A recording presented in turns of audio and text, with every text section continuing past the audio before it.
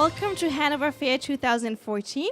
Welcome to the group exhibit Hydrogen Fuel Cells. And this year we are adding batteries to the mix. We are celebrating our 20 years anniversary this year with 158 exhibitors from 22 different countries. I now invite you all to have a seat, have some complimentary drinks from the lovely ladies that are walking around, and we'll enjoy the discussion on the topic Extended Fuel Cell Energy Storage Solutions from Mfield. For that, please welcome with me Mr. Justin Chou, Manager for Research and Development and Application Engineering from Mfield. Hi, Mona. Hi, nice to meet you. Okay, so I'm excited to have a guest from very far from Taiwan here. So please, Mr. Justin, could you please give us a brief introduction on Mfield itself and the development and the company progress? Yeah, okay. I'm very happy to be here. And Mfield is a company focused in fuel cell system integration and provide a friendly, customized solution to our customers. And we started in year 2000 with Ballard. We purchased first Ballard Nexus module, and we integrated that module into a system, and doing some demonstrations in Taiwan. That was our first few years activities. Our parent company is a diesel generator manufacturer, and our president at that time thinks he wants to invest in a next generation generator. So we started. And in year 2009, we spin off. We formed this company called Mfield, and we start coming to Hanover and doing some trade shows, and now we are still here. So what have you been concentrating before on? We were developing fuel cell system just like other people do here. We developed a fuel cell system using compressed hydrogen gas as a fuel cell backup for telecom equipment. But a few years ago, we found out the problem with compressed gas is the cost of delivery.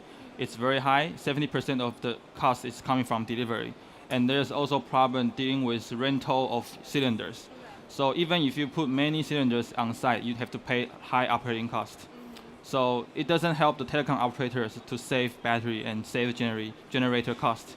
So we think we have to put a different thought. So we start trying to think, let's buy the cylinders, or let's make some storage tanks, and let's generate hydrogen on site.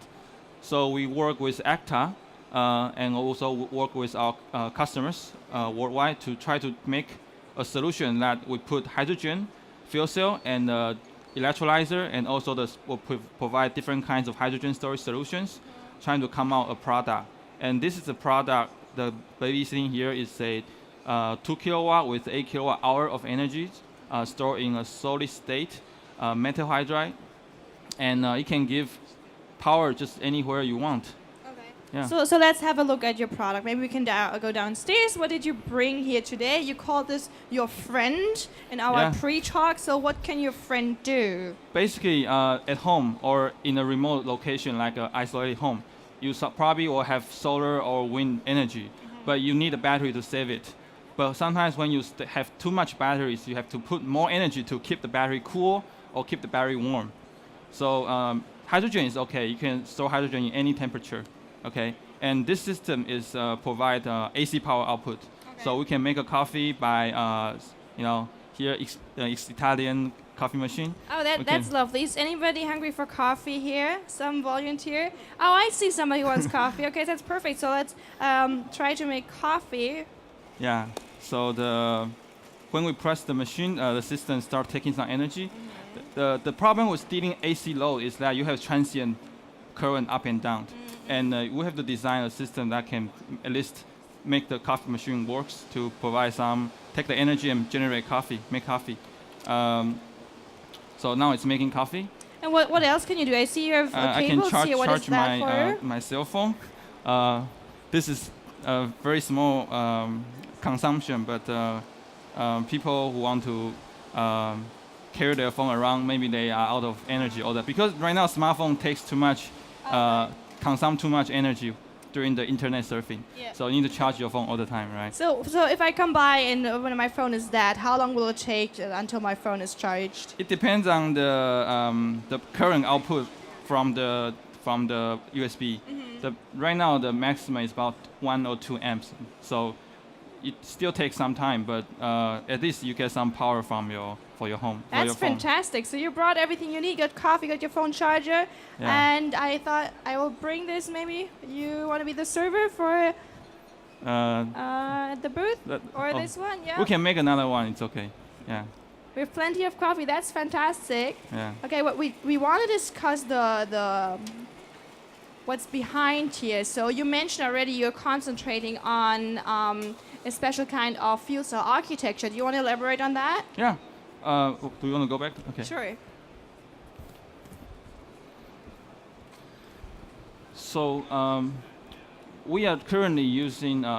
We are integrating fuel cell stack into a power module. So we have flexible power output. We can have 1 kilowatt to 10 kilowatt. Water cool, air cool. We work closely with Ballard. So we can integrate a fuel cell system easily. And also work with ACTA, and we can bring the electrolyzer with all the control system inside is communicated by digital communication. Protocol is Modbus, so we can control many modules in a very simple chip, and we can always extend our modules. Okay. So that's helped to reduce the time of development. Okay. Yeah, and bring the product to the market fast enough. Okay. Yeah. So I already see that you have a unique design, and I must admit this is a fantastic design. What else is distinguishing M-Field from other companies?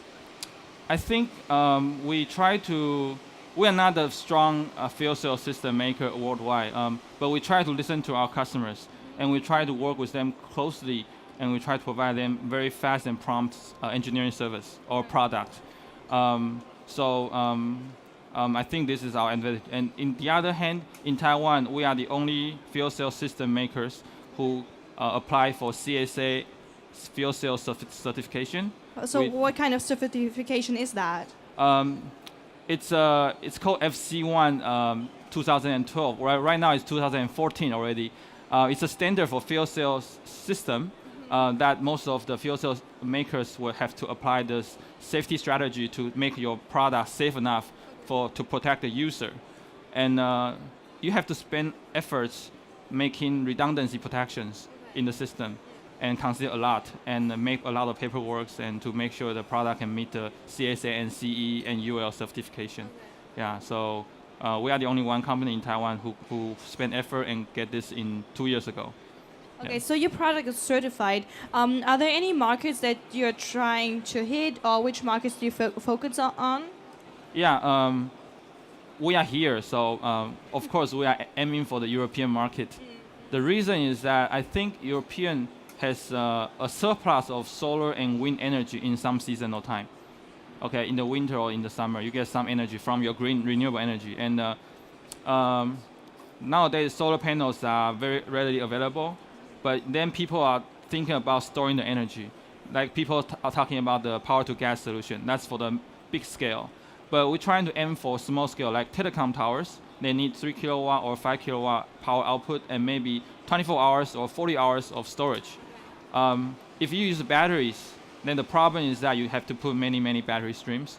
And we talked to people, they told me that they spend a lot of money on batteries. And our product is to aim for 10 years operation, and you can get your return in the 5th year. This is our goal. So at least in the next battery change, you can start making money. Okay. Yes. At this point, I invite the public forum. I open this for discussion, so you may ask questions at this time. For that, you just need to raise your hand, and I'll come down to you. Okay. Should you have any questions, just raise your arm so I can see that. Okay. Other than that, I have a question. So you already mentioned that you're focusing on the European market. However, there's also sun and there's also wind energy in Taiwan itself. Why are you not going there? Oh yeah, actually we are installing 16 units in the mountainside of Taiwan for the Taiwanese telecom operators. Because this is a new product we deployed last year, so we're trying to install these units on the mountains. And we try to help them to save the fuel delivery cost. our competitors in Taiwan is still using the compressed gas solution. Okay. So we are trying to bring an alternative solution to our customers in Taiwan. But the people in Taiwan, we have minimal knowledge of fuel cells. Taiwan is slow in this part, Okay. and so that's why we think European people are well educated in fuel cell knowledge and also the alternative renewable energy knowledge. So I think European has the open-minded to accept this kind of technology. Personally, I study innovation, and innovation is not only the technology. It's also you have to have government support, and you have to have the third party and NGO to support it. So in Taiwan, we have problem with the people who doesn't they just cannot accept some kind of green energy. They still have the habit of using batteries. Okay. That takes time. But I think Europe is very, very mature for people to accept a new technology. And do you receive any funds? Yes, we receive fundings from government to do those projects. That's how we survive and stay in the market. Although our parent company keep investing money, but we still do try to get independent from the government funding. Yes. So you mentioned Actor as a partner. Do you have any other international partnerships that you're involved with? Yeah, we also work with people, some people in Italy and UK and Canada. We have some sales force in Canada, and some we have done some trials in United States as well. Yes. Are there any other products that you brought to the exhibition this year? Product? Yeah. Well, we brought this 2 kilowatt system and another 3 kilowatt outdoor system. It's in our booth. Yeah. So that's lovely. Unfortunately, we are already running out of time because the next talk will be in a few minutes' time. I highly recommend though to visit Mfield at the booth D60.